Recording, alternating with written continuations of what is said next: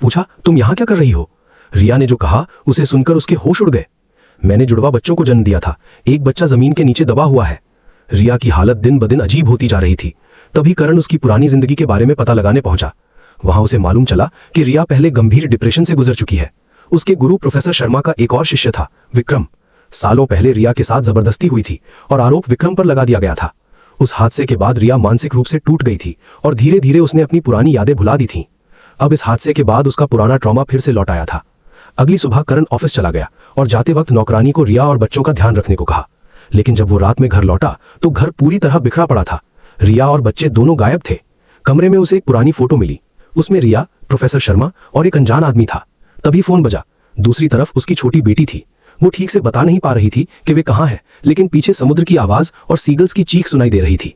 करण तुरंत समझ गया कि शायद वे समुद्र किनारे वाले पुराने घर गए हैं। वो उसी रात वहां पहुंचा। समुद्र के पास उसे अपनी बेटियां मिल गईं।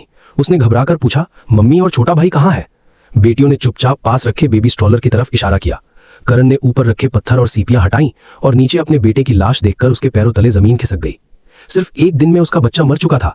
उसे समझ नहीं आ रहा था कि रिया ने ऐसा क्यों किया। कुछ देर बाद उसे रिया ऊपर कमरे के कोने में छिपी मिली। वो इतनी डरी हुई थी कि करण को पहचान भी नहीं पा रही थी। जब उसने उसे घर ले जाने की कोशिश की तो रिया ने उसे सीढ़ियों से धक्का दे दिया। चीख सुनते ही रिया अचानक होश में आ गई। उस रात पूरा परिवार पुराने घर में ही रुका।